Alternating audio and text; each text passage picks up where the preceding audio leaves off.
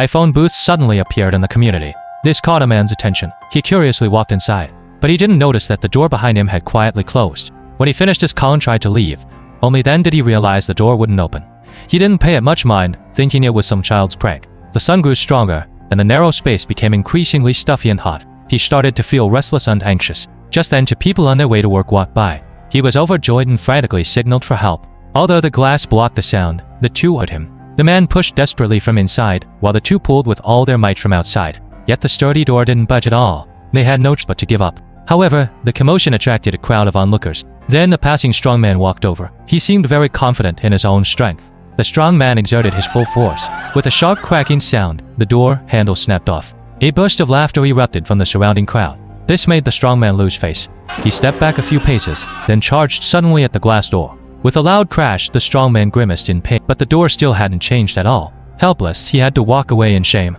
Since brute force didn't work, they would try technical skill. A maintenance worker stepped forward confidently, but after inspecting, he found that the entire exterior of the phone booth had no gaps at all, nor any screws. The worker tried to work on the gap at the top, but that also ended in failure. More and more onlookers gathered. Some even brought chairs to watch the show. A merchant took the opportunity to do some business. Even a thief stole some food.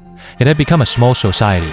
But still, not a single person came forward to help the man. The man had lost his former composure, and his strength was beginning to fail. Just then, a fire truck suddenly rushed over. The man perked up immediately. After a brief observation, the firefighters decided to break the glass from above.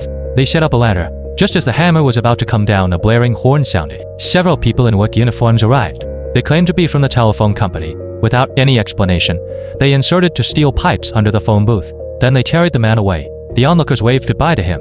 The man thought he would be rescued soon, but the truck drove farther and farther away. Just as he was at a loss, at a traffic light at an intersection, he saw a shocking sight. On another truck, inside an identical phone booth, another man was trapped. The man understood that this was no coincidence at all. So he pounded on the glass even harder, but the driver ignored him completely. He frantically signaled the passersby for help again. Because no sound could escape, the passersby thought it was some kind of performance art and happily waved back. The man felt somewhat desperate. He lay down. The surroundings on both sides became more and more desolate. The man thought of his family. He opened his wallet for one last look at his son and wife. He didn't understand what he had done wrong. Just then a helicopter appeared in the sky. The man saw hope once more. But even though they clearly saw the man, the helicopter left directly. It turned out it was there to lead the truck. Soon, the truck arrived at a remote mountain area and entered a dark tunnel. Quickly, the truck reached the end. A crane was slowly lowering. It lifted the man along with the phone booth and placed them onto a conveyor belt. As the conveyor belt moved, the man saw a desperate sight. Lying inside many phone booths ahead were corpses, one after another. He was going to be just like them, eventually reduced to a pile of white bones. Workers were assembling new phone booths to be sent out again by truck. In the end, the workers placed the phone booth back in its spot. So who would be the next person to go inside? The story is far from over. This is a short film just over 30 minutes long. Yet, with a single small phone booth, it etched the bareness of human nature and the coldness of society into every moment of the viewing memory. The film has no bloody scenes, no eerie sound effects. Yet with its most straightforward absurdity,